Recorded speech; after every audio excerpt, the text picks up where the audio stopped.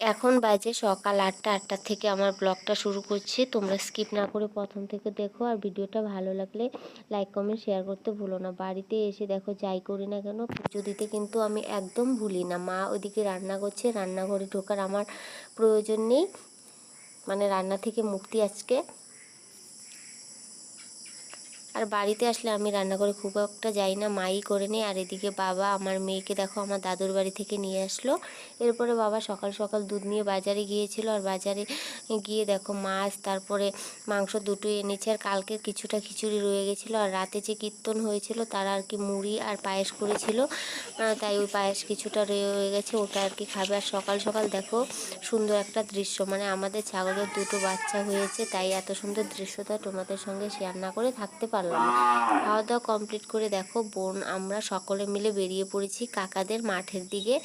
আর এইদিকে দেখো আমার কাকা মাঠে কি কি চাষ করছে সেটাই শেয়ার করব। আর এইদিকে দেখো কাকা কিন্তু চাল কুমড়া করেছে, আর উপরে দেখো জাঙ্গলিতে আর কি দেওয়া হয়েছে চাল কুমড়োটা সুতো দিয়ে আর কি দেওয়া হয়েছে। আর নিচটাতে এরকম করে দেখো ঘাস মারা ওষুধ দিয়ে পরিষ্কার রাখা হয়েছে। আর দেখো সুন্দর সুন্দর চারটা চাল কুমড়া রয়েছে।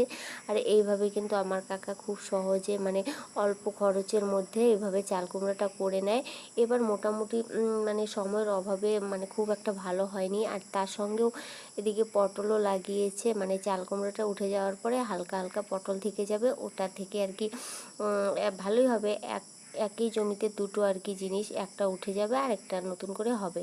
এরপরে বাড়ি ফিরে আসলাম, আর ফিরে এসে দেখো গাছ থেকে আম পেড়ে নিচ্ছি, কারণ আজকে বোন চলে যাবে, তাই বোনকে দিয়ে দেবে, তাই কাকি দেখো গাছ থেকে আম পেড়ে নিচ্ছে। আর আমরা সকলে মিলে কিন্তু এখানে বিকেল টাইমে বসে বসে মানে আড্ডা দিচ্ছিলাম, আর গাছ থেকে আম পেড়ে দেখো মাখা খেয়েছিলাম, আম মাখা।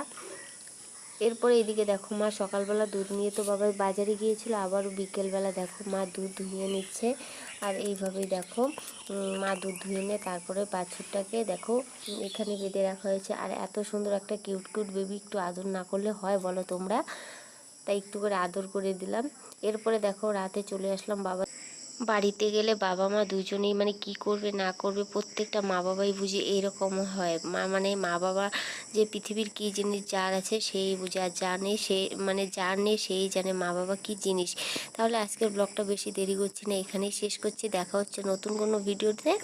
ততক্ষণে তোমরা সকলে ভালো থাকো, সুস্থ থেকো, আর সকলেই খুব আনন্দের দিন কাটাও, এটাই আমি